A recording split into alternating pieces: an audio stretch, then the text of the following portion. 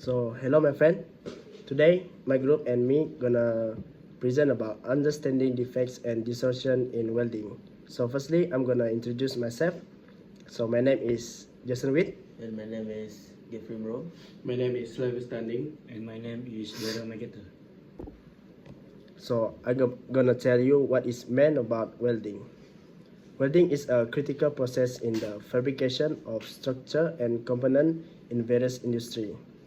However, like any manufacturing process, it is susceptible to defects that can compromise the integrity of the weld and consequently the overall structure.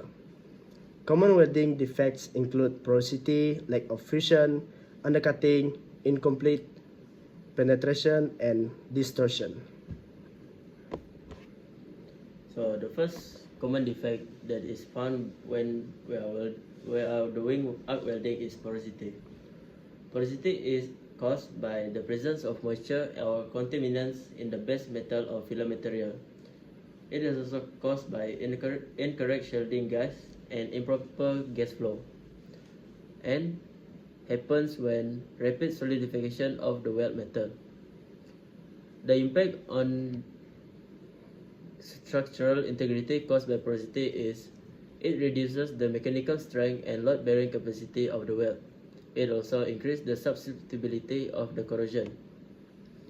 Porosity can be detected by using visual inspection and non-destructive testing methods such as ultrasonic. As you can see on the top there, we show you the example of porosity when welding is conducted. Lack of fusion. The causes. Firstly, insufficient head input. Second, poor welding technique. And the third one is inadequate preparation of the joint surface. For the impact on structural integrity, firstly, weakens the weld joint, leading to potential failure under load. Secondly, may result in the formation of cracks. And for the detection methods, visual inspection, and the secondly is radiographic testing to reveal internal discontinuities.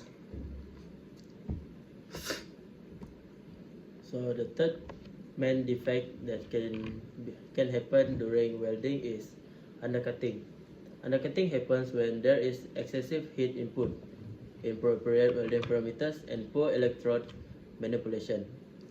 Undercutting causes the structural integrity to create stress concentration that can lead to cracking and reduce the effective cross-sectional area of the weld. Undercutting can be detected using visual inspection and dye penetrant testing to reveal surface cracks. So this is the example of case study and real life examples. The case study title is Welding Defect and Distortion in a Structural Steel Project. The project overview is a fabrication company was contacted to build a large structural steel framework for an industrial facility. The project involved extensive welding to assemble the framework, and the final structure was intended to support heavy equipment. The main encountered welding defects during the process is the quality control team identified that several welding defects including porosity, lack of fusion, and distortion in certain sections of the structure. So my friend here will explain about the welding defect that the quality control team have found at the structure. So the firstly is porosity. The cause is improper shielding gas and inadequate surface preparation. The impact is reduced weld strength and increased susceptibility to corrosion. And the lesson that we learn is the importance of strict adherence to welding procedures and the need for proper base metal preparation. Second, lack of fusion. The cause is inadequate heat input and poor welding technique. Second is impact. weak joints and potential for cracks. The lesson that we learn is emphasize the need for continuous training of welders and real-time monitoring of welding parameters. Thirdly, distortion. First, the cause. Uneven heating and cooling during welding. The impact is misalignment and fit-up issues. Then the lesson that we learn is highlight the critical role of proper fixturing and the importance of preheating to minimize thermal stress. So the lesson learned and measure taken during this case study is training skill and enhancements. The welding team underwent additional training sessions to enhance their skill, focusing on proper welding techniques and parameter control. Secondly, process optimization. Welding procedures were reassessed and optimized to address the specific challenge encountered, such as adjusting heat input and providing gas shielding. Thirdly, quality control enhancement. The quality control process was strengthened with increased frequency of inspection and the incorporation of additional non-destructive testing methods such as ultrasonic was enforced. Fourth, preventive measures. Preheating was implemented as a standard practice to minimize thermal stresses and distortions. Additionally, strict adherence to pre-weld and post-welding cleaning procedure was enforced. Then, continuous monitoring also need to be conducted. Real-time monitoring systems were installed to track welding parameters during process to enable immediate adjustment to prevent defects. And lastly, collaboration between engineers. A close collaboration between welders and structural engineers was established to address design considerations that could influence welding quality and distortions. So the outcome is, as a result of the corrective measure taken, subsequent section of the structural framework exhibited significantly fewer welding defects and distortion. The project was completed successfully, meeting both design specification and quality standard. So that's all from both of us.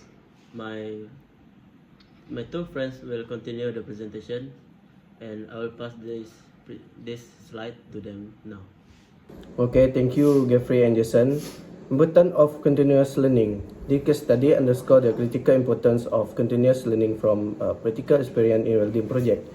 It highlights that even with established procedure and skill, personal unforeseen challenges can arise. The ability to adapt, learn from mistake, and implement improvement is paramount in ensuring the long-term success and reliability of weld structure. Continuous training, collaboration between different stakeholders, and commitment to quality control are vital elements of this ongoing learning process. So the next part is I will going to explain about strategies for mitigation and quality improvement. Advanced welding technique. The first technique is friction stir welding (FSW). Friction stir welding is a solid test welding process that uses a rotating, non-consumable tool to generate heat and join materials without melting them. The second is the advantage of friction stir welding. First of all, the advantage is minimize heat affected zones and reduce the likelihood of defects. The second one is well suited for joining materials with different thermal properties. Second technique is laser beam welding (LBW).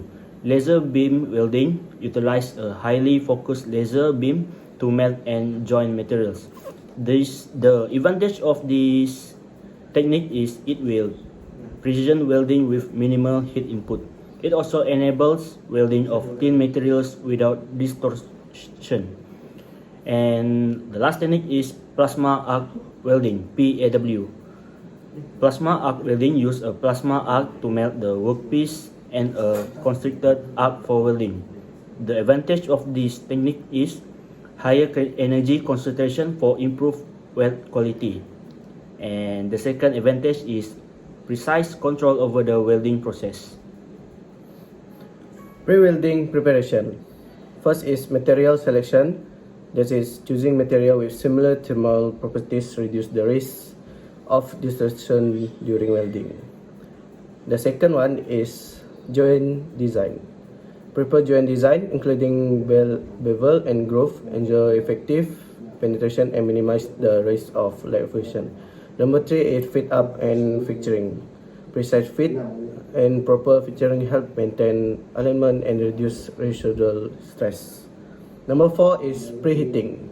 Preheating the base metal before welding help reduce thermal stress and minimize the risk of distortion.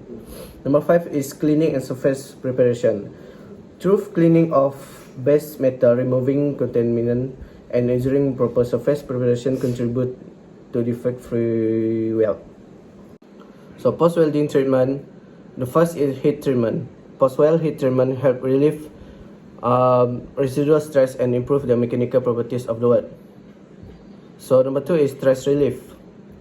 Stress relief process is as a vibratory stress relief can be employed to minimize distortion and improve dimensional stability. And the 3 is spinning. What is spinning? Spinning is spinning of hammer. Spinning induces compressive stress, counteracting tensile stresses and reducing the risk of cracking. Number 4 is machining and surface finishing. Machining and finishing process can be used to correct distortion and improve the overall aesthetic of the weldment. How continuous learning leads to adopting innovative approach for quality improvement.